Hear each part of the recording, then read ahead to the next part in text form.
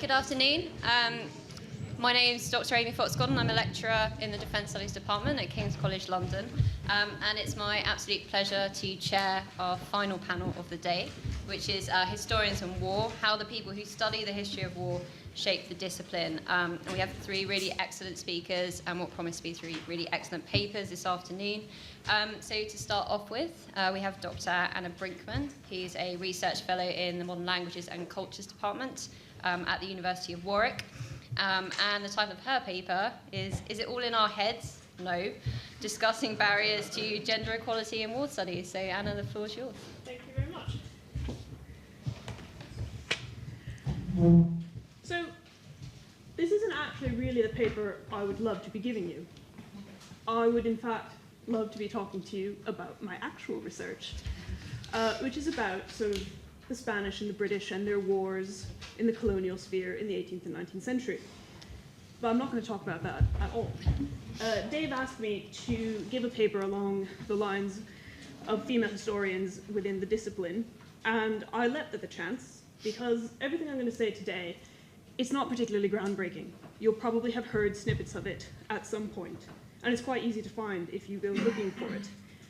But it's important to say, and it's going to remain important to say, until we as a field implement some changes to actually achieve gender equality within the field. So I hope I don't ruffle too many feathers when I continue to give this presentation. It's going to be centered around three aspects that I consider quite elemental to an early career researcher, which is attending conferences, teaching, and your research output. I wanted to base it mostly in statistics, but it was actually quite hard to get the stats from the UK and all the war studies departments, who seemed a bit unwilling to share. So I'm mostly relying on the report from the Royal Historical Society that came out a couple years ago on gender equality, which I'm sure many of you are familiar with, and an email I actually just received from HESA that has the numbers for war studies. So I'm going to rudely pull out my phone and read to you from that email as well. The big point I want to make is the difference between achieving access and retention of female historians within the field of war studies and military history. There's still a lot to be done on access. There's a lot to be said about access based on ethnicity, economic background, sexual orientation, the whole gambit. But I'm not going to deal with that. It needs to be dealt with, but that's not going to be me. I want to talk about women historians once they've actually entered academia and once they've entered military history. So the numbers, to me, are not, terrible, but they're not particularly encouraging either. At the undergraduate level, these numbers are from the Royal Historical Society report. At the undergraduate level, it's quite nice. 47% females. That's almost parity. That's good. Postgraduates, 48%. This is also good. And then it begins to get a bit depressing. And you get to the point where you look at how many female professors there are in the UK in this field of history, and it's only 20.79%.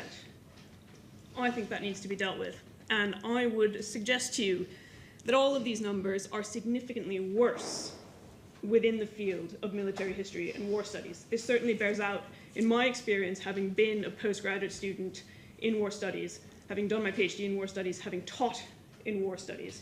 This all bears true.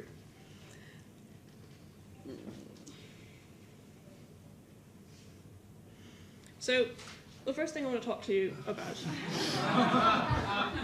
I'm sure many of you will have come across this.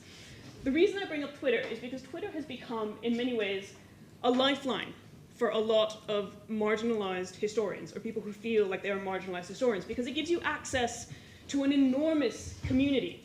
And as a female in war studies, as a female military historian, that access to Twitter and other military historians on Twitter and female military historians on Twitter has been a blessing. I remember when this came out, this was during the International Women's History Month, whatever that was, and this made the rounds, and it was quite heartening because I read it and I was like, oh yeah, I remember most of those. And almost every female that you talk to in this room or in your field will be able to point to several of these boxes and say, that is every single conference. And this is the big point I want to make. Everything I'm telling you, every example I'm going to give you, you will be able to come back to me with as many counterexamples that say, well, that's not my experience, or that's not the experience of my colleague here.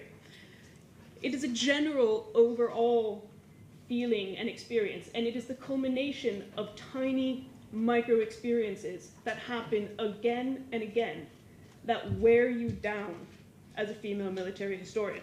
Now, this is not, this happens to everyone. Young male historians get a lot of shit for looking too young. I have a colleague who walked into a class and someone said, "Are you really old enough to have a PhD?" That's disheartening too. But we get it consistently, and it's every conference, and it's every time you deliver a paper. And it is extremely draining to have that over and over again. And this is a perfect example of what happens. Women just aren't interested in this field. I mean, I don't know what to tell you. I really love military history. I've loved it my entire life. So, I suspect that's true for most people, most women in this room. You can't shoehorn in a woman where she doesn't fit. Well, all right, but I'm also not going to ask, a historian of sub-Saharan Africa to tell me about Icelandic literature. So you have to make an effort. And this is the other point. It's not just about the women in military history making the effort to fix this. In fact, one of the most important things is the term, and in many ways I hate this term, but it is kind of useful, is finding the male allies in the field. And especially for conferences, this is incredibly important. And this conference is a great example, though unfortunately it is an anomaly. There is a woman on every single panel, there are many women in the room, and there was a conscious effort made by the organizers to get female speakers and to find female colleagues who wanted to partake. This is incredibly important. I'm going to tell you just a small anecdote of my own experience, which is both good and bad. There was a conference, a colleague came to me, and he said, I'm a naval historian mostly, so it's an even smaller microcosm of male-dominated military history. He came to me and said, oh, there's this great conference that's coming up, are you putting in? And I said, no, I don't have time, you go ahead, have a good time. A couple months later, he comes back to me, and he says, remember that conference I was talking about? It's really unfortunate, but no women put in for this. This seems problematic. And so at that point, I thought, well, this is not okay. And I wrote a very cheeky email to the conference organizer to the tone of saying, this is not okay, and you need to do something about this. And to his absolute credit, he was brilliant about it. He wrote back and he said, we want female speakers, do you want to give a paper, help us out, give us some more names, and we worked together. And now that conference has many more female speakers. And it's that kind of attitude which is developing and changing that is helping retain early career researchers in our field. And it's that kind of attitude and consciousness about having female speakers that is going to make all the difference and make female conference speaker bingo unnecessary, which would be the sort of the aim that we're going for. This is just another example of the same sort of thing. This was it's not a conference, but it was a BBC presentation. And there was just, again, just to get the sense of how widespread this feeling is of this is a sort of ennui of female military historians. In this case, it's not military, but it evokes the same thing. That we do exist. And there are quite a lot of us out there, and we're good at what we do. And in part, we're good at what we do because if we're not good, then we really disappear. We mostly disappear anyway. But there are a lot of us out there, and we want to be found. And you can just see how angry this historian is, and for quite good reason. And again, the technology of Twitter allows us to find a home and be angry together, and at least vent some of that frustration, and it's quite nice. One thing that doesn't come through in this, because she's not a military historian, but that is also true, is that female military historians are, in many ways, completely homeless, because our military historian colleagues often think, why are you doing military history? Why aren't you in gender studies? And if you go to a gender studies conference and you do military history, they will say, what the hell are you doing here? Get out. So it's a double whammy for a female military historian, because we get it on all sides. Nobody wants us. And that is incredibly draining on top of all of the other stresses of being an early career researcher. So if we move into teaching, I would suggest to you that there are two main challenges as a teacher at the undergraduate or postgraduate level as a female military historian or historian of warfare, however you want to term it. And that is that when I walk into a room full of undergraduates for the first time, teaching the naval history course here at King's, there are no female students, and the immediate assumption is mostly just curiosity. And it's sort of, ooh, look at that, we have a female teacher, that's fascinating. And it's not particularly problematic, and generally speaking, the undergrads are quite respectful, although that is not always the case by far. But again, it is another one of those tiny notches that is wearying, because one of the things that happens to many military female historians is a constant need to prove that you know your shit. And the constant questioning that even though you have a PhD, do you really know what you're talking about? Or why are you really at this conference? Are you really a military historian? And that sort of needling really does take its toll. And it takes its toll in teaching. And this is on top of all the studies that have been done about women being shunted into pastoral roles, women being shunted into admin roles, which are sort of just general gender assumptions that have research backing that we do not need to go into. The other problem is fighting to support the small number of female students in your classes. And this is something that I have struggled with, and I am very guilty of not doing. Teaching here at King's in the War Studies Department, my military strategy class, out of 24, had 2 women in it. It was difficult to get them to speak up in class, and I often found it easier not to bother. It was difficult to seek them out and ask how they were doing, because they often didn't want to talk about it, because they didn't want to seem weak, because that's not the way to do military history. So it's hard to provide support for your female students, especially because they tend to not seek it from you. At least in my experience, they tend to not seek it from you. Maybe other people are more approachable. That's entirely possible. But we need to do it. In order to retain undergrads who study military history and then go on to postgraduate level and then go on to become associate professors and readers, they have to have support and encouragement, and they have to not be consumed by that imposter syndrome, which we all know about and we all talk about, but in many ways can be worse for a young female ECR in military history. Now, interestingly enough, one of the places I found this to be the least true was in private military education. When I was teaching out at the staff college at Shrivenham, my first class, I was terrified to walk into that room and be confronted by staff officers. And I was supposed to teach them about, I don't know, international relations, military history, something. But in fact, I found that they were some of the most receptive students to me, and some of the students that questioned my ability to teach the least.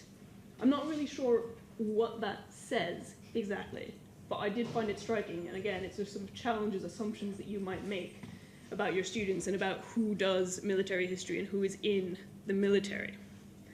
The other point I would bring up about teaching is the unconscious assumptions that we make when it comes to being supervised. If you go in as a postgraduate student in military history or in war studies, you are more likely to have a male supervisor because there are more professors and associate professors who are male in these fields. This is fine. I had 2 male supervisors. They were absolutely brilliant. I adore them. When I was talking to a colleague of mine, he talked a lot about going out for a beer with his supervisor. I found this bizarre. I have never, ever gone with a beer for my supervisor. And the more I began to think about it, the more I realized it would be weird in some ways if a young ECR went to get a beer with her supervisor, because it can be read as creepy, or it can be read as just inappropriate. And for very good reasons, many male professors might wish to just avoid the whole issue, to avoid that whole unpleasant aspect of academia. The problem is that you lose some of the closeness that can be developed between a supervisee and a supervisor. Those beers that you go out and have, that friendship that you develop, is important. And in some ways, meetings in only offices are a barrier to that. So again, it's not a bad thing. It's great that you go out with beers for your supervisees, but it's one of those differences that you don't often think about, but again, which sort of needles away at the retention of female ECRs in our field. All right, then you get research. Again, this is taken from the Royal Historical Society report. Having female professors in history is hard. So you can imagine that having female professors in military history is going to be even harder. We need to fix that because there is brilliant research going on by female military historians. You've seen some of it today, and we need to retain these people. Some of the ways to do that are through the interview panel process. When you get to the interview stage, you've already gone through quite the vetting process. And it's great if you get to the interview stage.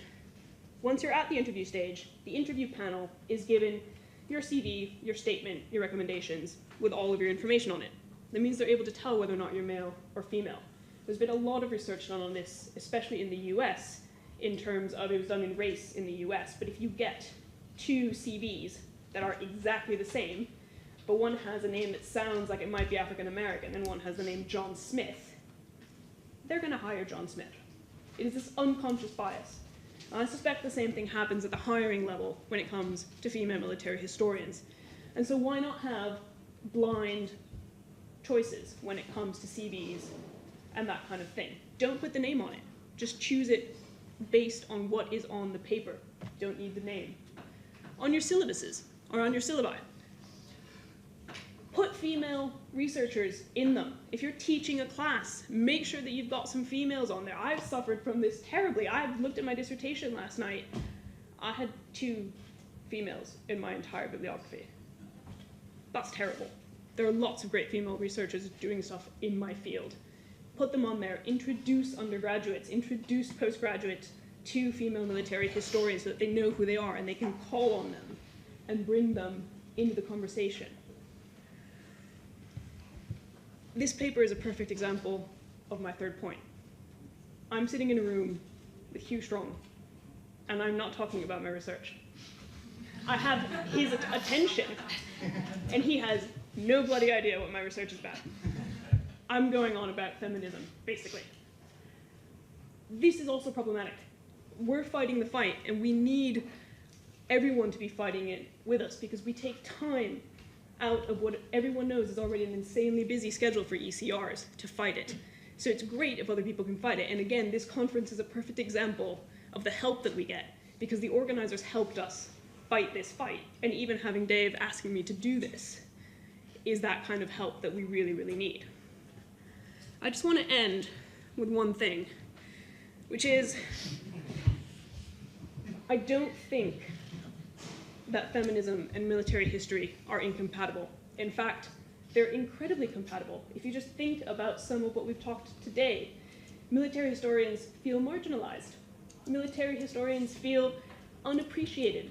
It's a lot of the same language that women as ECRs in the field use. So we actually all feel the exact same way. And we should talk about that. You know, feminism and military history are not and should not be treated as anathema to one another. Thank you very much.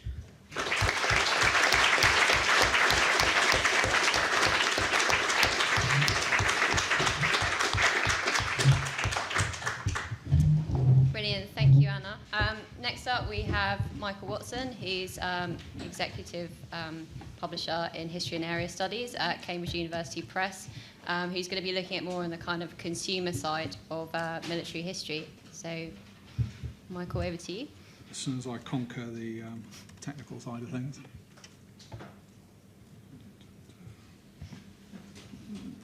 This is not unlocking. You'll just have to bear with me a moment. I'm just having, I think my computer's somehow locked.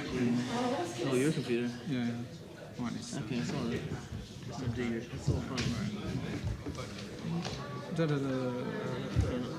Control alt delete? Well, it's, no, it's, oh, yeah, it's not. One moment. Restarted it. Yeah. Sorry.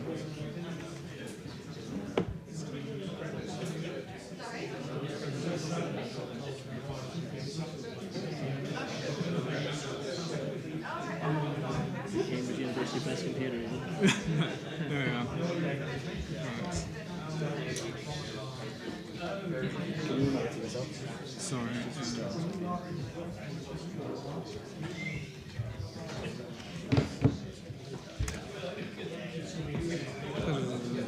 a hell of a password.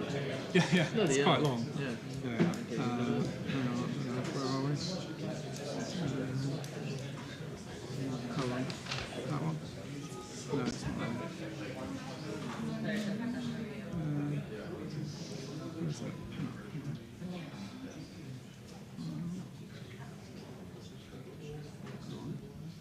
There we go. Okay, sorry about that. Success. Yeah, that's all prep for. Let's just get the presentation up. All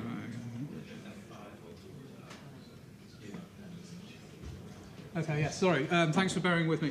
Yes, so first of all, I'd like to thank the organisers for inviting me today and to offer a somewhat different perspective as a publisher on a lot of the themes that you've been discussing today. But I think actually as I've listened to all the other panels, my talk does actually, I was relieved to realise, touch on a lot of the issues we've raised around things like audience, kind of what is military history, varieties of military history, and that sort of interface between military history and the sort of military professionals, contemporary strategy, policy.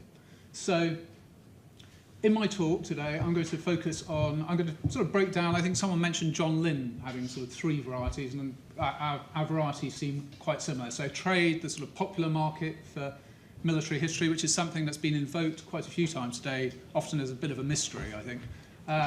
The academic market for military history and the military professional market. And I think they are sort of 3 overlapping but quite distinct markets. So, and as the picture on my first slide might suggest, we've had a kind of variety of opinions about the health of military history, but I think from a publisher's perspective, you would think that military history is actually in quite reasonably robust health, and probably actually across all 3 of these markets. So, so let's start first with the popular market for military history. So this is the largest market for history. I've just got a sort of slide picking out, a few authors and books that you'll probably recognise, as well as what I think is an Osprey, a page from an Osprey book. This kind of, as I say, shows really the popular market, which I think has, sort of blockbuster books from big name authors, but there is, at the other end of the scale, there are these kind of cannons and uniforms books for the military buff. So it can be quite a kind of diverse market. Now, to put some kind of meat on the bones of that, so what I did before I went away was I pulled out from Nielsen Bookscan. So this is the UK best-selling books coded as military history under Nielsen Bookscan in 2016. So you'll have some. Here there'll be some debate about some of the books, I should imagine. You can. I mean, this really very much reinforces kind of points earlier, sort of Hugh's point earlier about lack of chronological range within military history. You'll notice an overwhelming bias of World War II books here. I think there's a book on the Somme, and there's also a book on. There's one other book that's not kind of on this immediate view. Yeah, there's All the encounters, mate.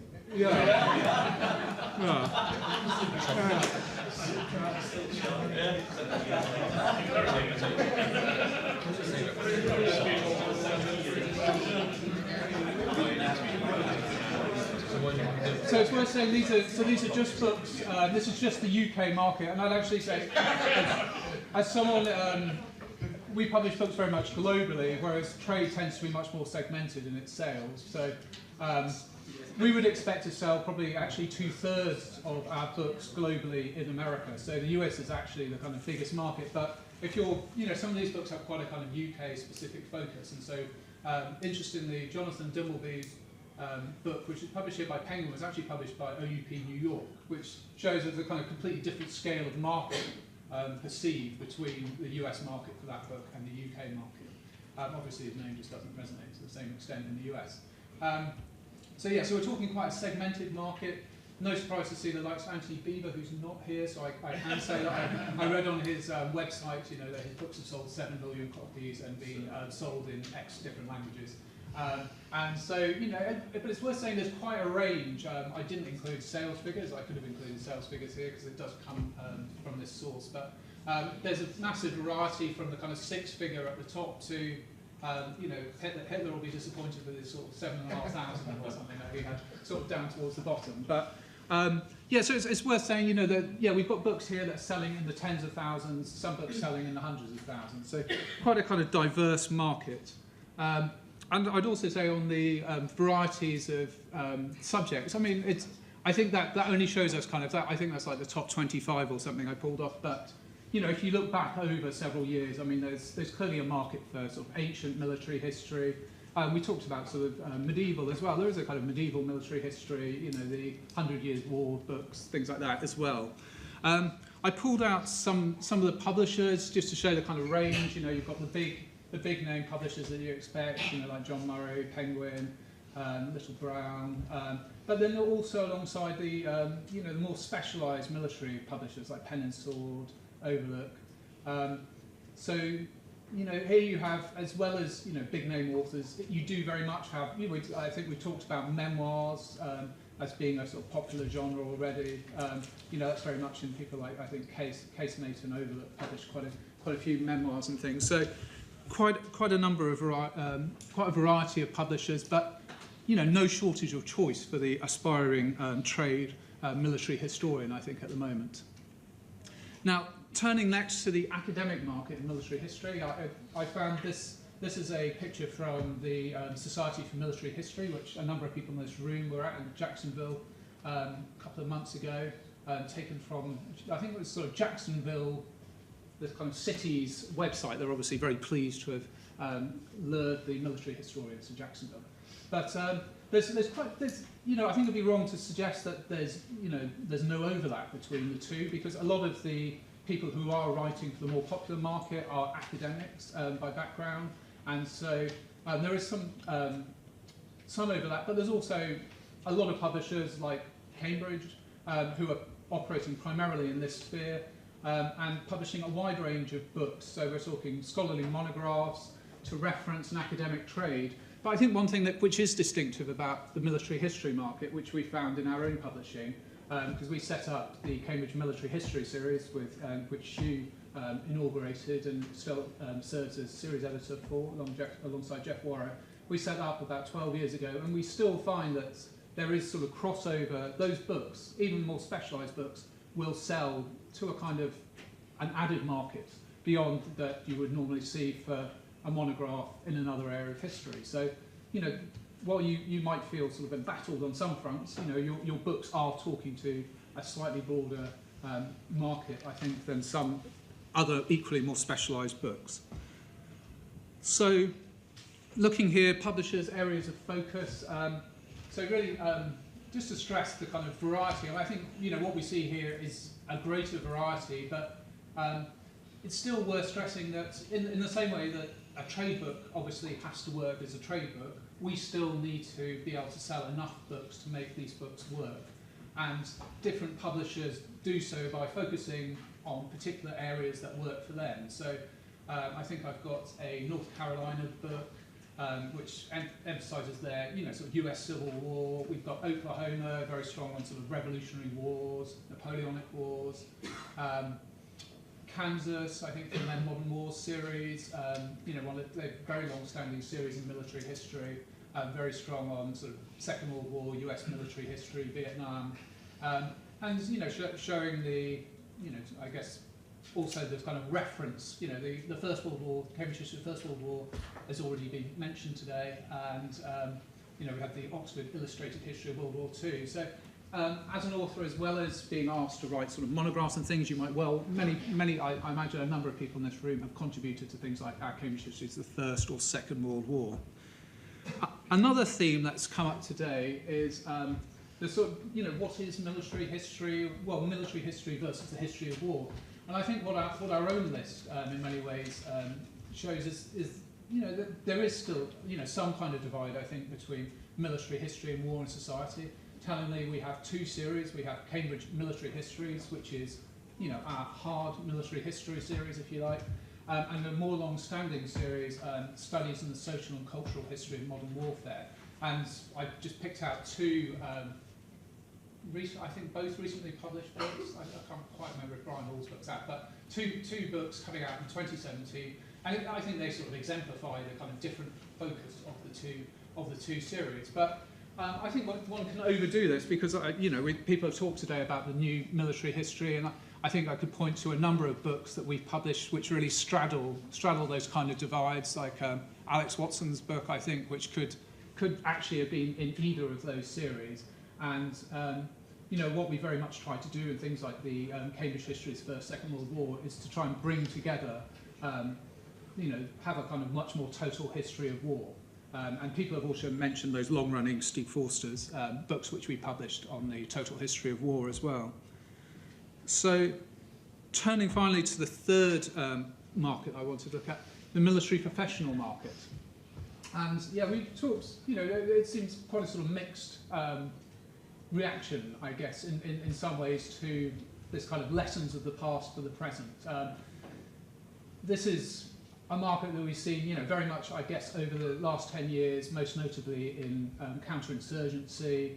There's been a huge outpouring of books on, the Mau Mau, Malaya, et cetera, and that's to some degree, I think that's probably peaked, but it is still ongoing, and so we do tend to see this kind of clustering of books around, the particular topic of the moment, what the military are particularly interested in. So it can provide, quite an important additional market from the publisher's perspective, but it does tend to be episodic, and I guess that what takes off is cannot always be sort of predicted, I think, there. But I was going to highlight particularly the chief of US chief. What is that? I can't see that on my own. The professional reading list, the US Army Chief of Staff's professional reading list, which is particularly influential in this regard. Obviously, as we would expect, I was talking earlier about the trade market being dominated by the US. Obviously, it's a very substantial consumer market. Obviously, it is the most substantial military professional market too. So, things like these reading lists are hugely influential and have a huge variety of books there. As you'll have things like Band of Brothers, alongside quite a number of Cambridge books, and I picked out just two kind of real unexpected hits on the Cambridge list, not to do down Wick Murray's work, but I don't think people would imagine that Military Innovation in the Interwar Period would have sold kind of around 30,000 copies as a kind of edited book. We were talking earlier about edited books, and so if we're publishing fewer edited books, we would not want to have not published that one. But similarly, the dynamics of military revolution, I think again it sold in the region of 25,000 copies, and things like the Cambridge Illustrated History of Warfare is used every year by the US military. So this market is significant to publishers, and actually almost equivalent to a kind of trade market for the books that do get on this reading list. So I think that covers everything I was going to say, but I hope that makes clear that I guess publishers would see military history very much as a thriving market, and I think going to something like the Society for Military History, I think as I've been going over the last decade or so, I think there's a growing number of publishers that you see. There's a growing output of books. So I think if there's a kind of crisis, it's not necessarily about audience. It's perhaps much more about military history's place in the academies. Okay, thank you.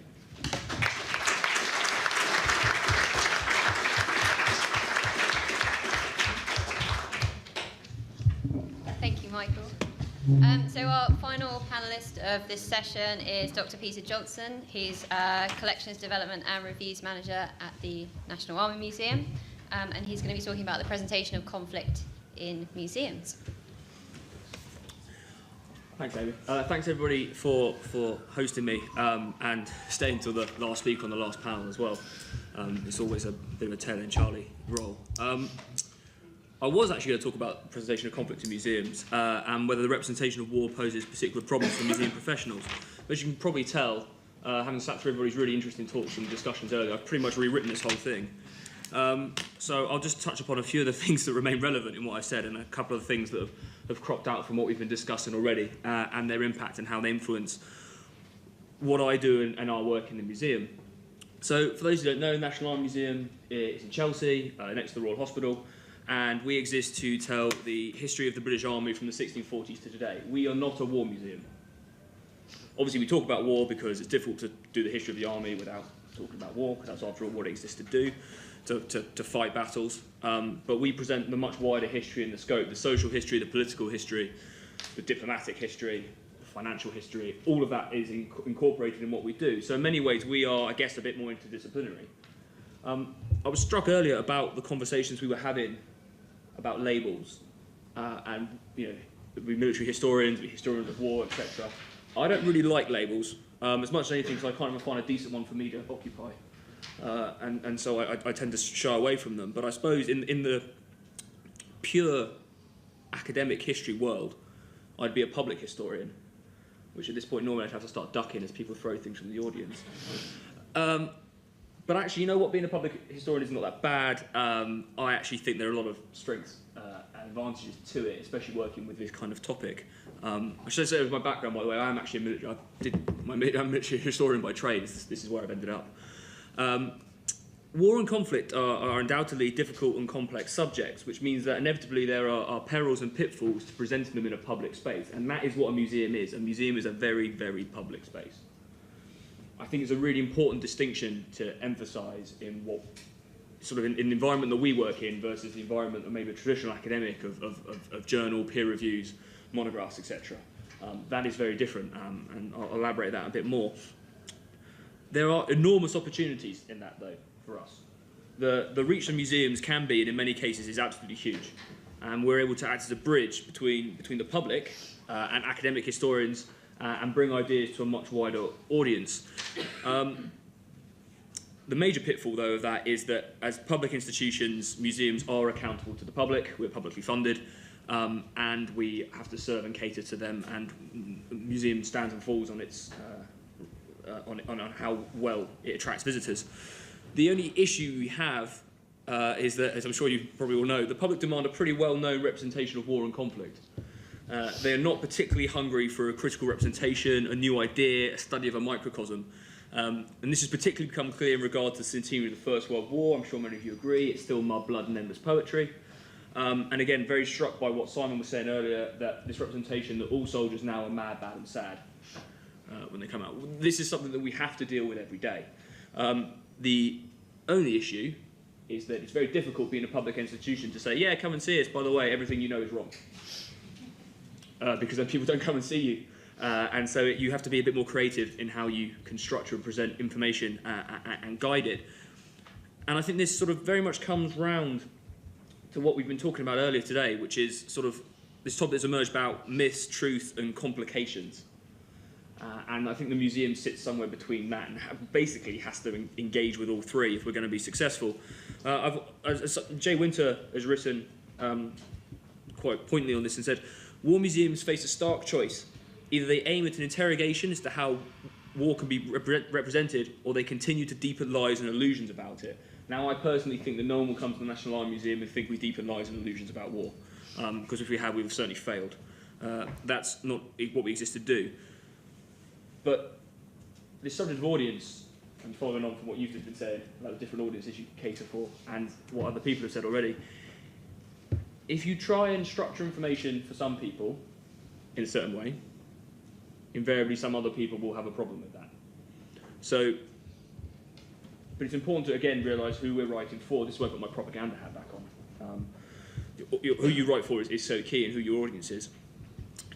We cater to a population in Britain that is increasingly divorced from any direct connection with the military.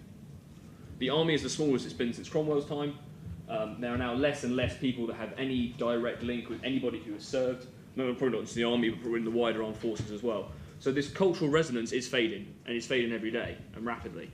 So we are getting to a stage where we are having people come in and say, I actually don't know anything about the army. And the type of things that you're very familiar with, regiments, battalions, companies, weapon systems, all this stuff. They know nothing about it.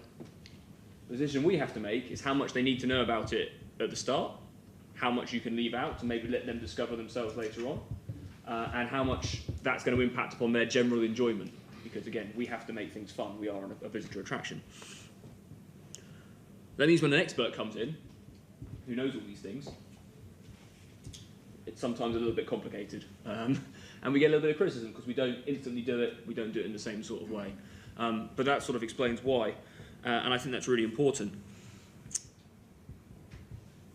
Key, I think, as well, is in this wider subject, not just bound up in what military history is for us, or the study of war, or war studies, etc., but what is a museum? And I mean, are museums memorials, places of learning, social spaces? Are they all three put together?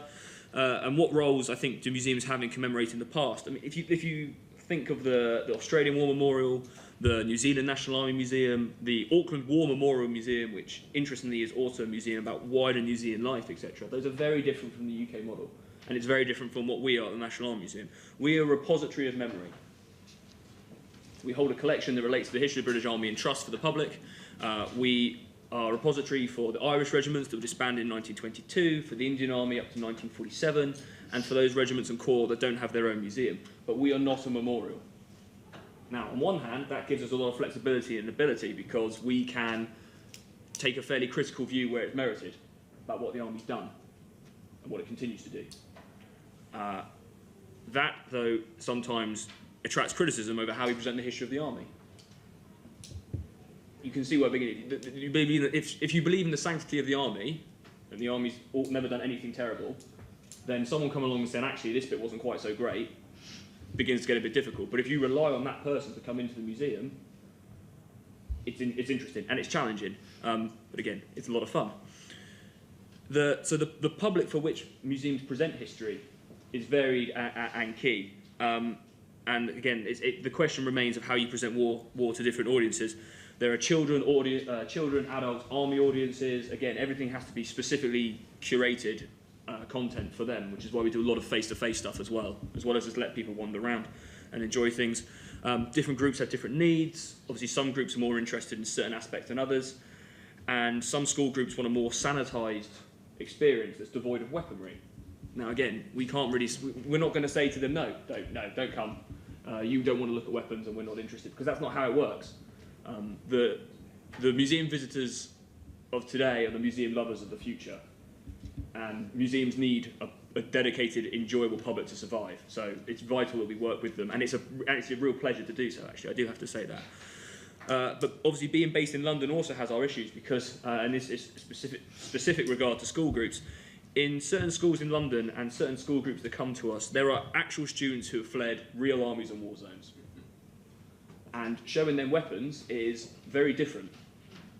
I was struck by a small Somali boy I saw once who basically picked up and disassembled a Lee Enfield rifle. He was 7. And I said, wow, that's amazing. He said, yeah, but my uncle had one and I know how to do it. I didn't know how to do it. I did get him to put it back together, otherwise that would have been a bit... otherwise that would have been a tricky conversation to have with my boss. But their understanding and their experience of what this material is very different to, say, someone else from the northeast. And similarly, their experience and understanding of what the army is also very different. It can't be overstated enough that there are some people who live in the UK who don't have a good don't really believe the army is the best thing because they come from communities and backgrounds and things like that where the army has I'm trying to think of a tactful way of saying it, engage with them in a different way. Than otherwise see. And again, for museums to survive, we cannot appeal to just one demographic. We have to be as broad as possible, which means that you create a space and environment for debate and discussion. You present the information, and then you listen to what people say about it back to you, which is what we've done in our new development. This will be the last plug for it, I promise. So if you haven't been, please do come along. Another limitation, one of the challenge we have as well in the museum is we are bound by our collection. We are not a venue where people come in and listen to lectures. We're a place where people come and look at stuff and artefacts and things like that. Now, nothing lasts forever and everything is finite. So we are often presented with a constant battle, if you will, between what we can display and what we can't, what will basically die if we put it on display versus its historical importance, versus also just the more practical issues and limitations of space as well. So in the new museum, there are 2,700 objects on display. We have a collection of 1 million that we're adding to all the time as well. So, you know, again, it's a challenge, but the way you get around that is you develop a really active program of rotation, you send out loans, you do a lot of digital work, do some outreach work where you take things, and you spread as much of the collection as can be seen as possible. So challenge, but not insurmountable by any stretch of the imagination. But coming back to what museums are for, or what military museums are for, do museums contribute to our understanding of conflict? And does society actually need war museums? I would say yes, but obviously I probably would.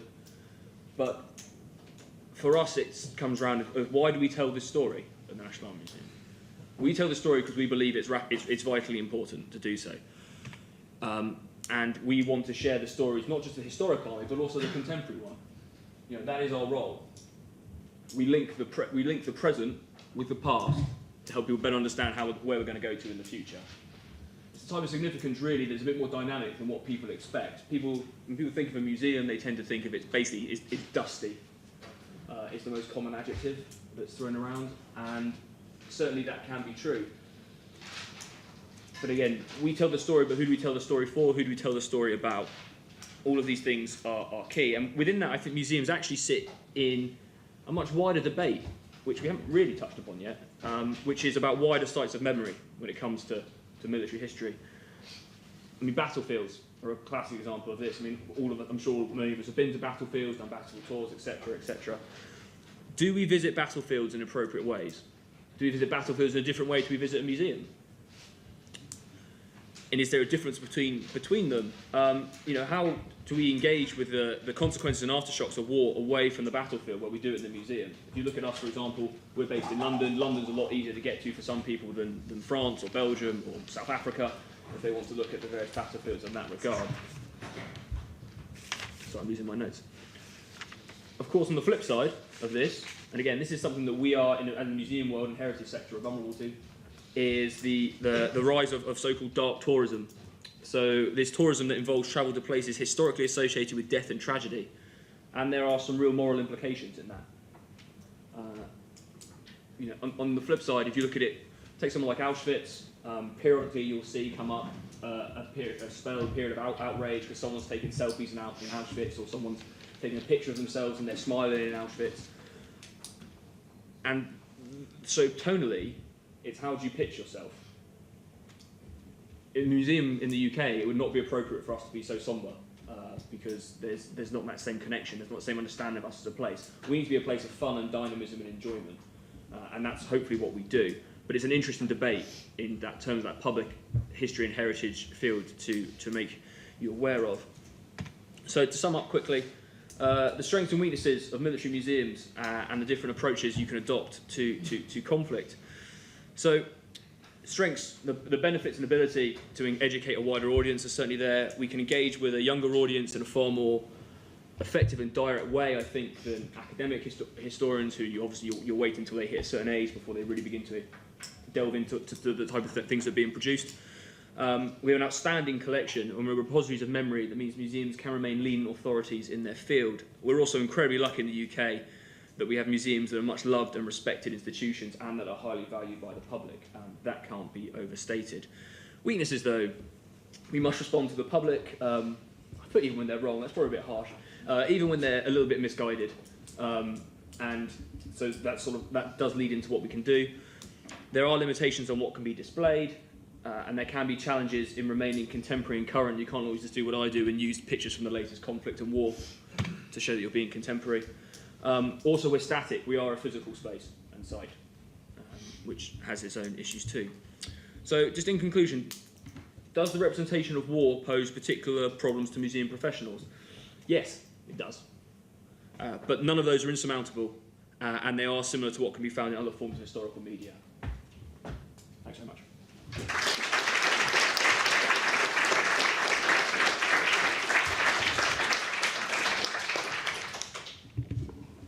you, Peter.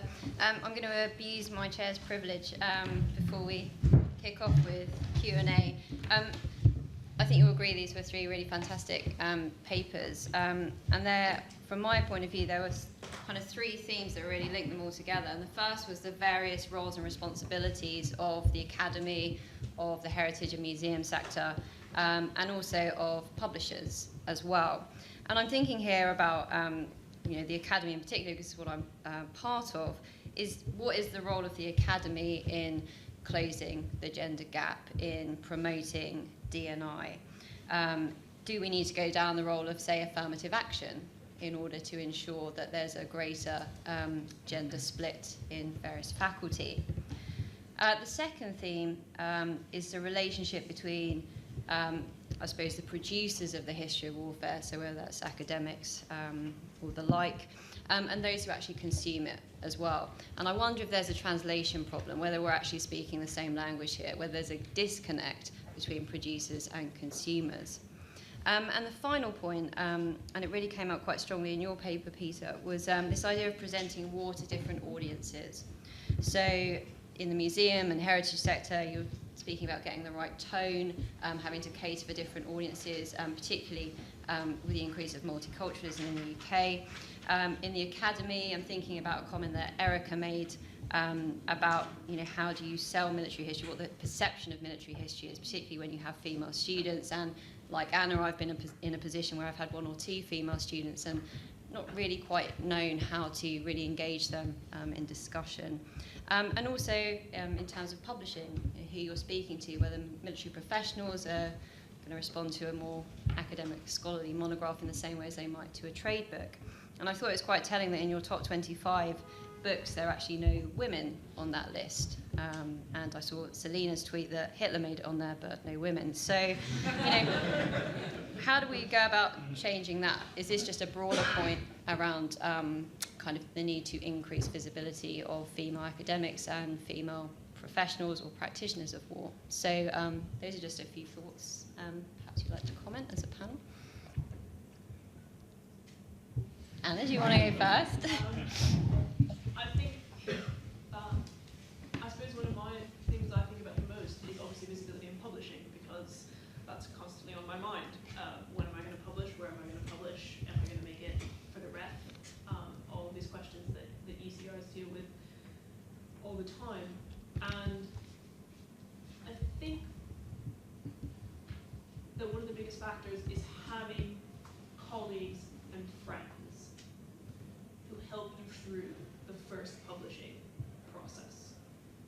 Whether you are male or female at that point probably doesn't matter that much, perhaps until you get to the publisher itself, but having the support network of people who are willing to read drafts, whether or not that's your supervisor or whether that's a close friend who's just published and understands what the process is, and fostering within the academy an environment where that is encouraged and where senior academics are encouraged to help the ECRs in those ways is, I suspect, one of the biggest ways to get women onto that 25 top publishing group, and also making sure, as I already said, that you put women on your reading lists, which is something I'm very guilty of.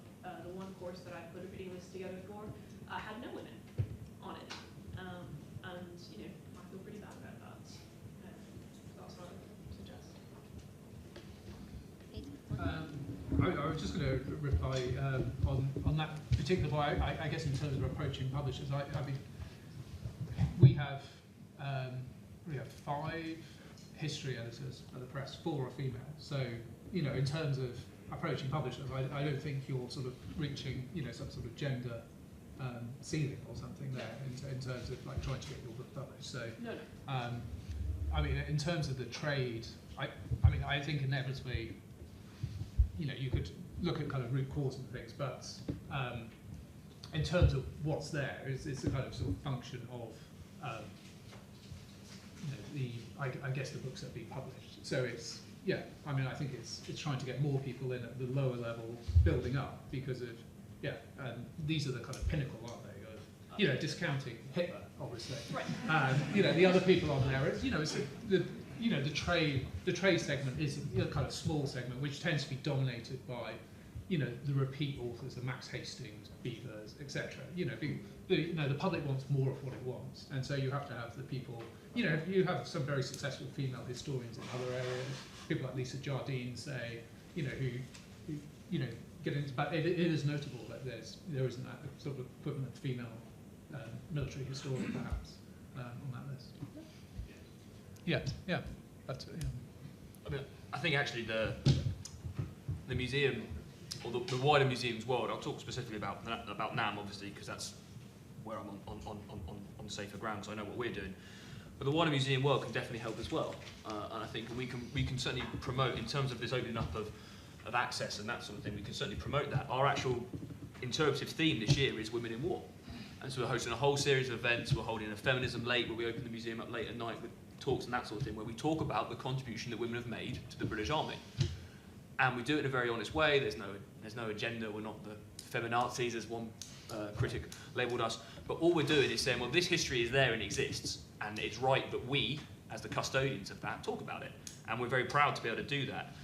Similarly, we often invite female historians to contribute to our wider public programming, which is where we can delve into the specific detail about the things that our displays act as a springboard into. I know Amy's contributed to that in the past, and almost certainly will again. Even if she doesn't know it yet, I'll probably bother her soon to ask her.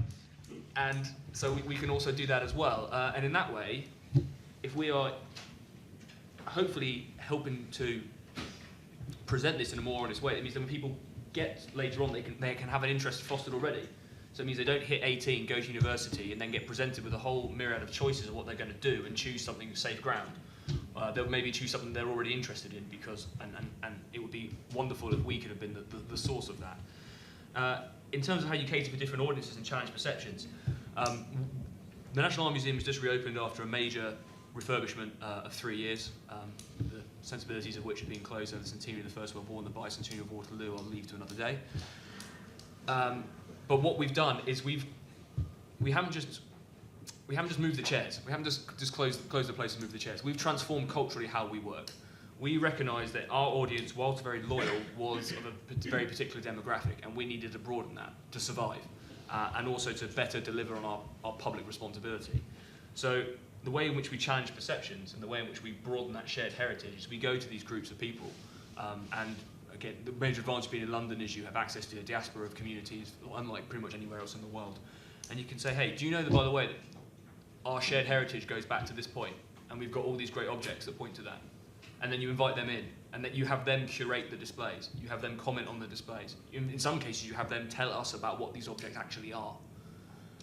And so it has a huge amount of benefit for us, but also has a great benefit for them, because it brings them into the museum space, and a space that they never would have entered otherwise, and that they've actually said that quite a lot.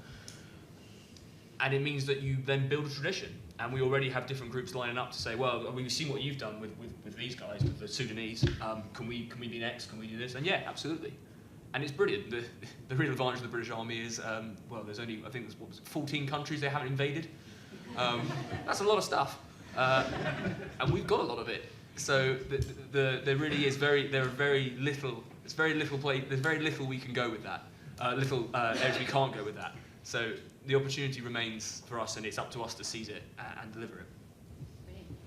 Brilliant. Let's open up the floor then. Question here.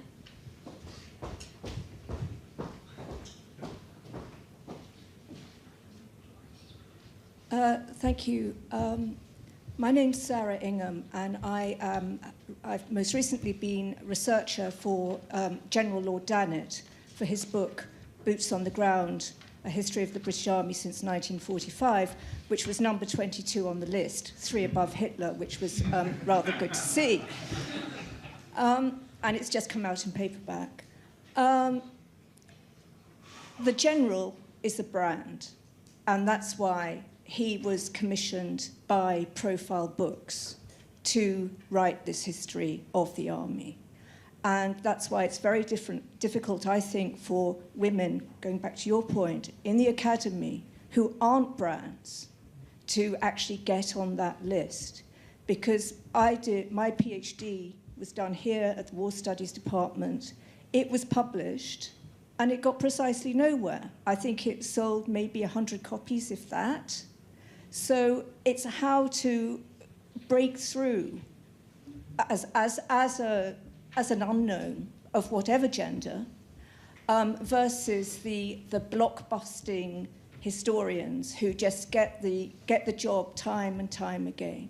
I'll also note that I don't know whether I should say this.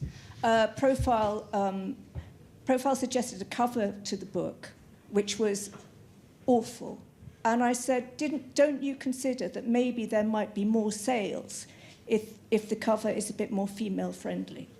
And they changed it, and sales are so far okay. Thank you. Can we maybe collect a load of questions? Ross, back, gentleman next to him.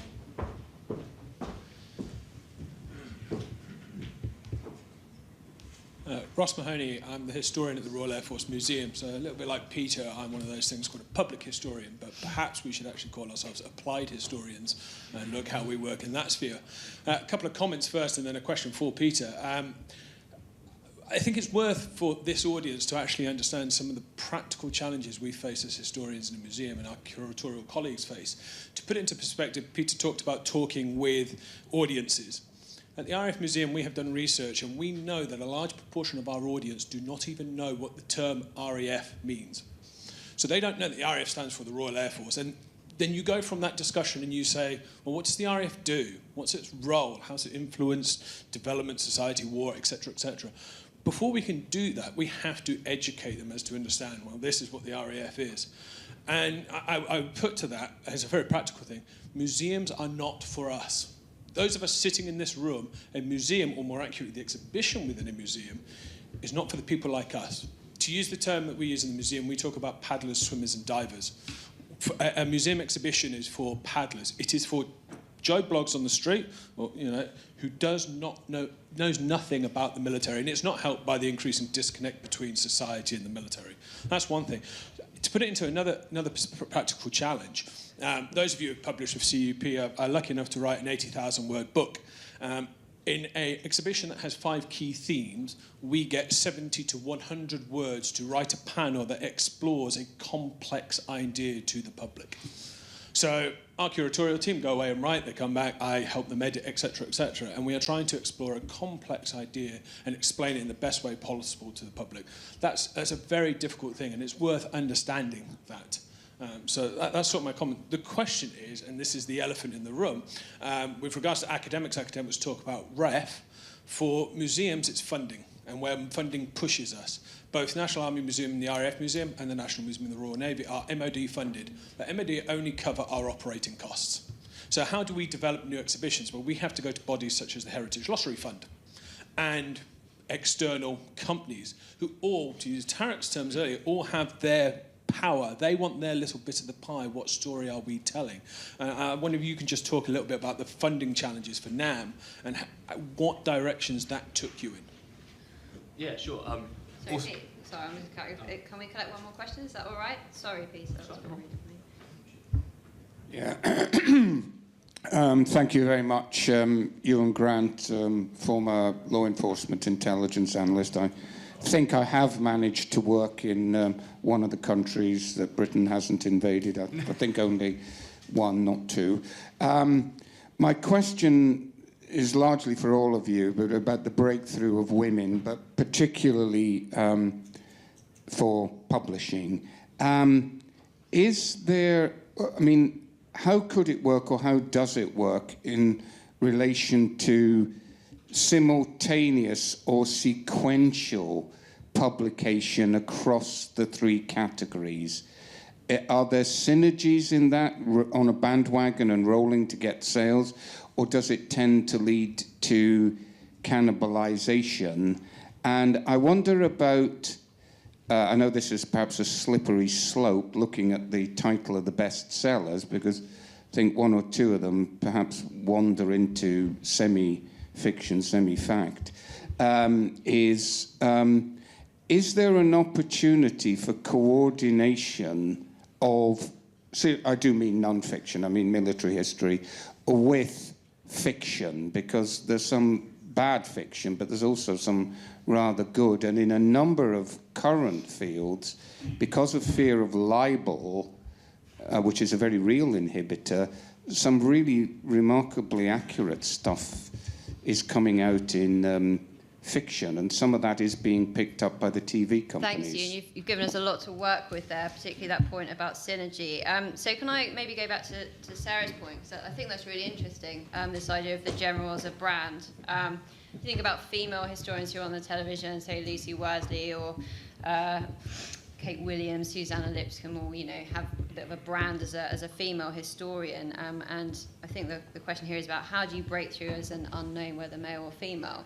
So that's a question perhaps all the panel could address. And Peter, I'm really sorry to cut you off on that question about the funding challenges to NAM. And I think, Michael, you might be more best placed to answer Ewan's question about synergy and cannibalisation. I think was the point.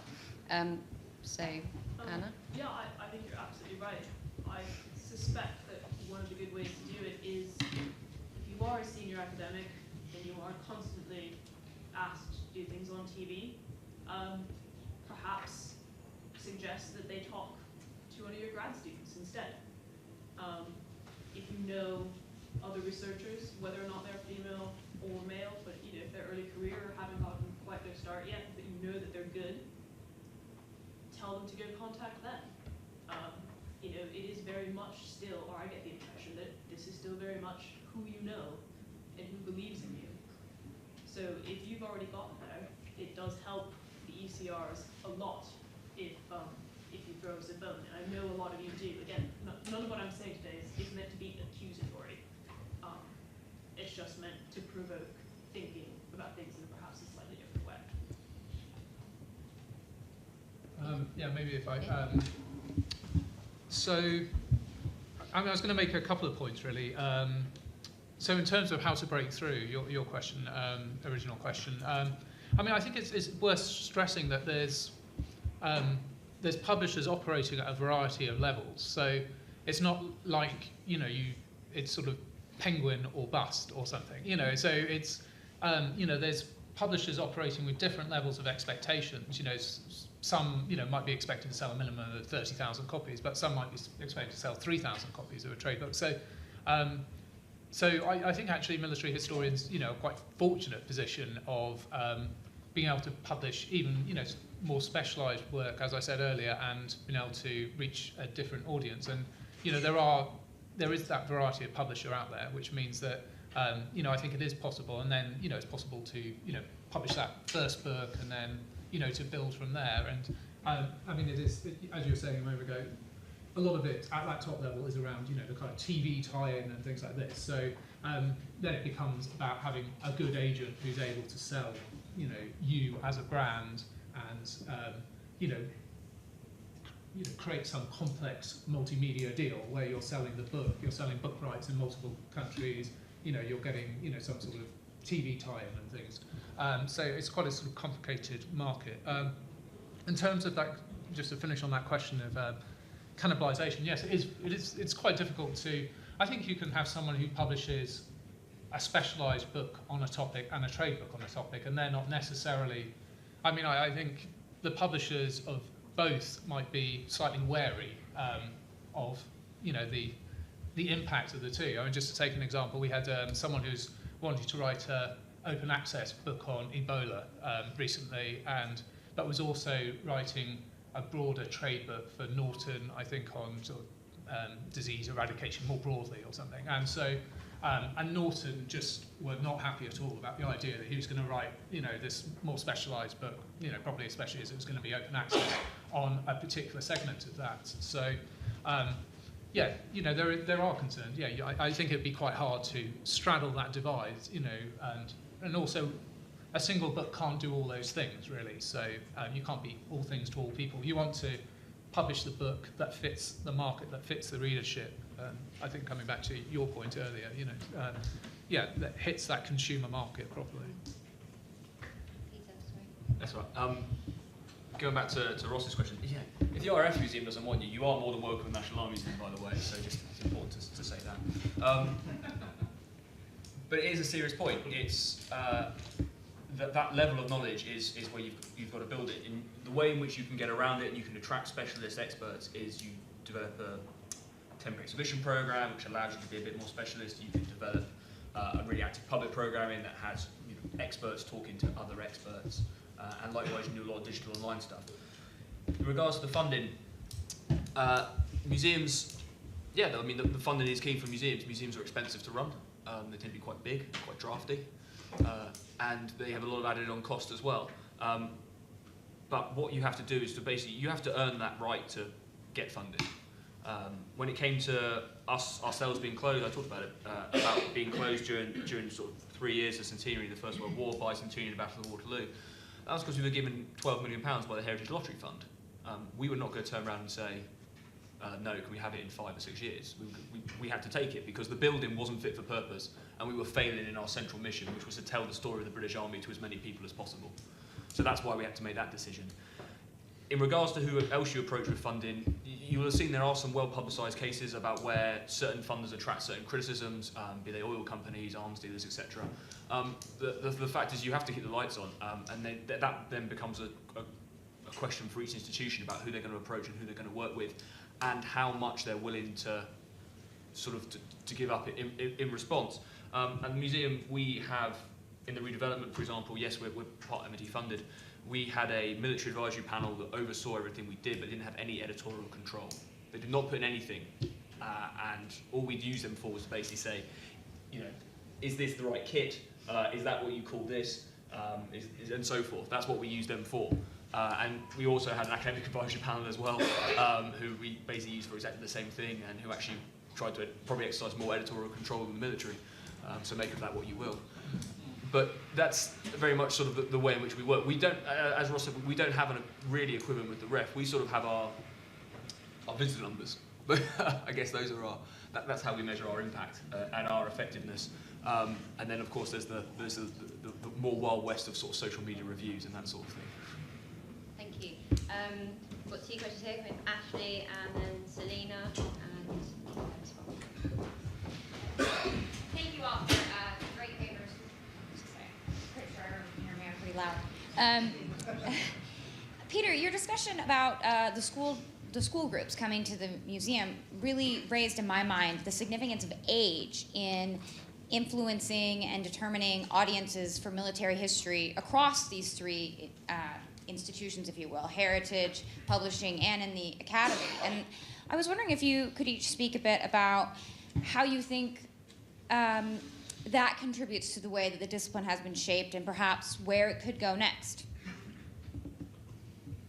thank you. Yep. Okay, well, thank you all very much for your comments.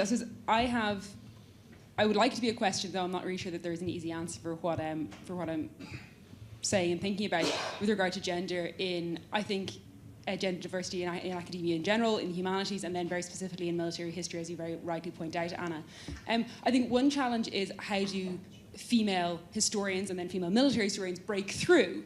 But then I think the other question is what happens to them once they do break through. And I think this is also perhaps part of the reason why certain female historians or female academics in general may step back from some of these public appearances. If you think about, you know, the critiques that very often women are subjected to when they enter the public sphere of their appearance, even you think of somebody like Mary Beard, who's critiqued for having long grey hair, and that's what the conversation is very often. You know, is it any wonder that younger women, or even not so younger women, are also very maybe fearful of the response that they may get once they do enter the public sphere? So I think it's maybe how do we change a whole culture, you know, and it's not just academia, it's also Gamergate, it's women in any kind of public sphere who have an opinion very often who get attacked by certain sections of the population, unfortunately. So I think that's what I mean. I don't think it's a question we can answer very easily, but we have to also think what happens. It's not just breaking through, but also what happens to the women once they actually might get some visibility.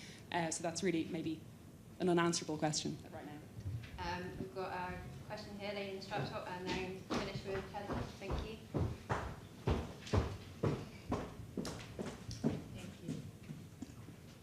Hi, Sophie Gardner. Anna, I just want to say thank you so much for taking the time to not talk about your research and talk about that issue. I speak as somebody who spent 20 years in the Royal Air Force, then got involved in politics as a candidate in the general election, and am now researching military history. So I managed to choose loads of things where it's really difficult as a woman to do. In my first posting in the Air Force, my boss gave me his washing on the first Friday because he had never had a woman on the squadron before, so now he did. He knew where to take his washing.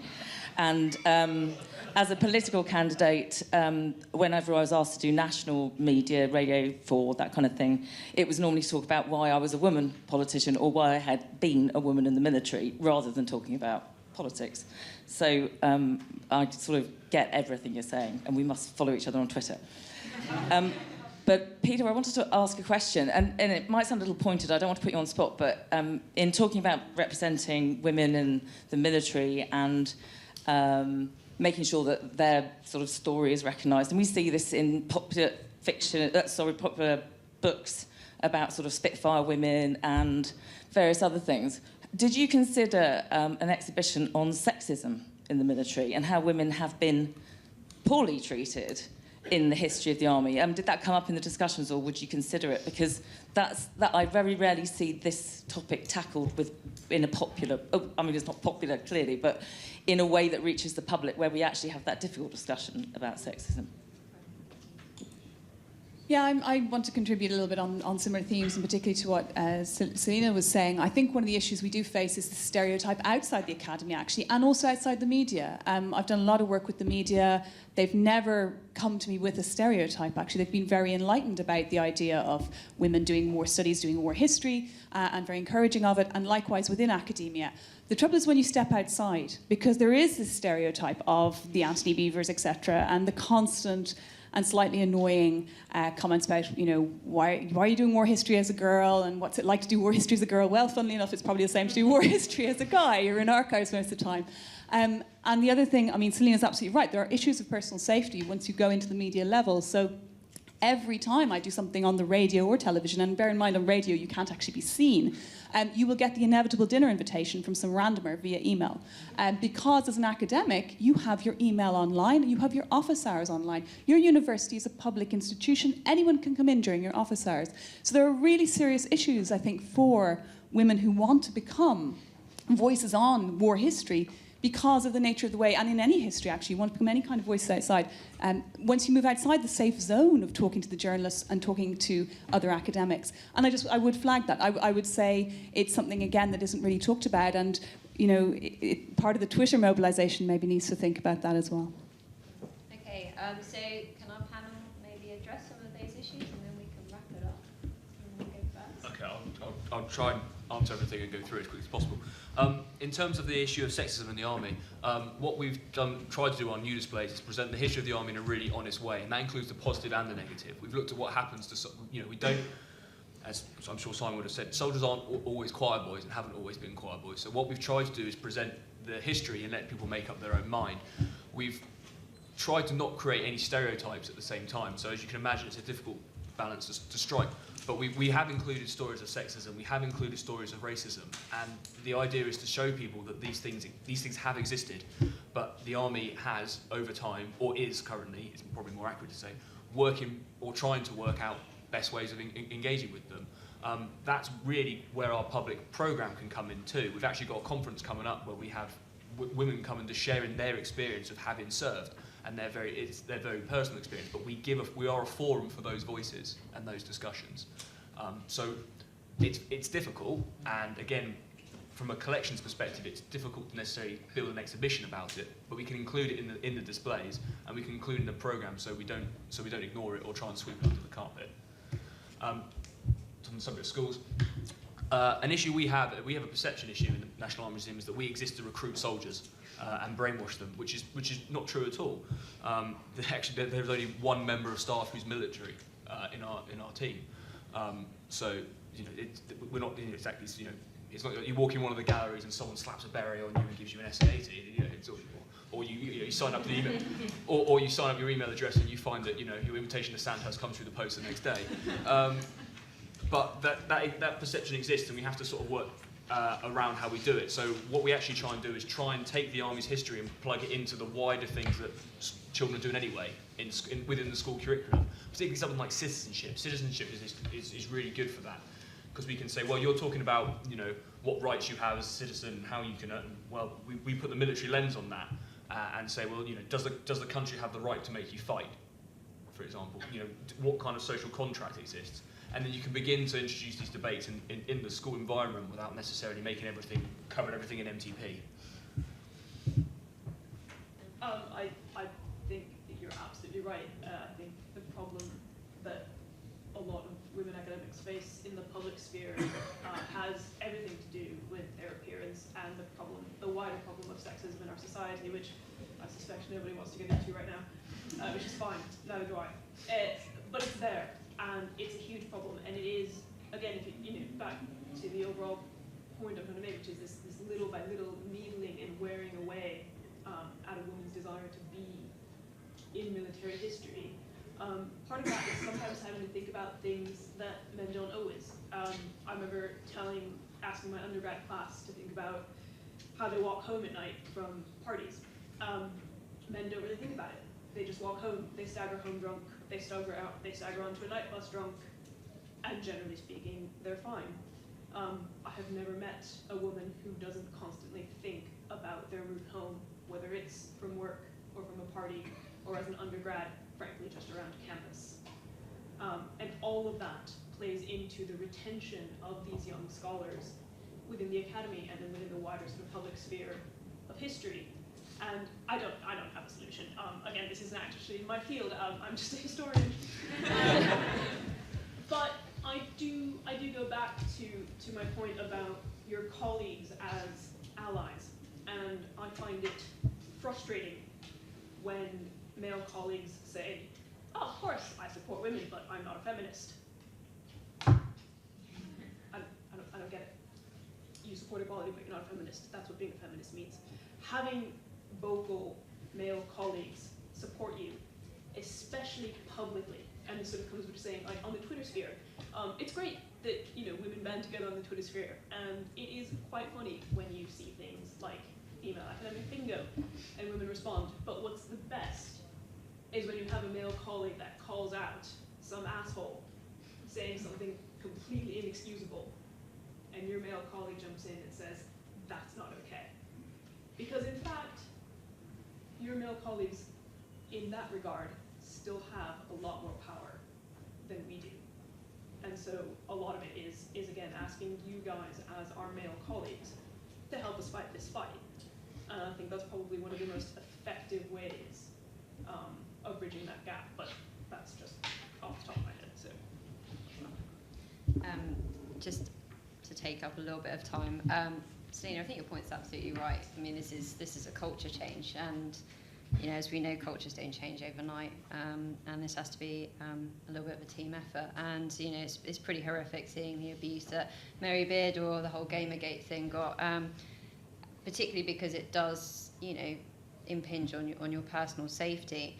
I don't really have the answer to this, but I think maybe it's a case of paying back when you're in a position of authority, whether you're a female in the academy, and I am guilty of it, as Anna's sort of admitted to as well, of making sure that you do modify how you teach or how you engage with your female students to create an environment that's not threatening and to be supportive, because actually without doing that, without being a professional role model, it's very difficult for female students to make that transition. You're going to get that degradation over time of not having as many females enter the academy.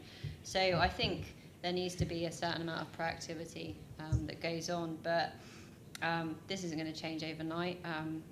Like Anna, I had 2 male PhD supervisors, one of which is in the front row, so I can't say anything too inflammatory. He was very good. But there's very few female academics who do military history on the whole. So it's important, I think, where possible, to provide that kind of supervision, whether that's informally or not, and really kind of pay back some of the support that we may have well received from male colleagues. So I'm going to get off my soapbox there, and you know, take the opportunity to thank our 3 panellists, and to thank you all for your brilliant questions. So thank you.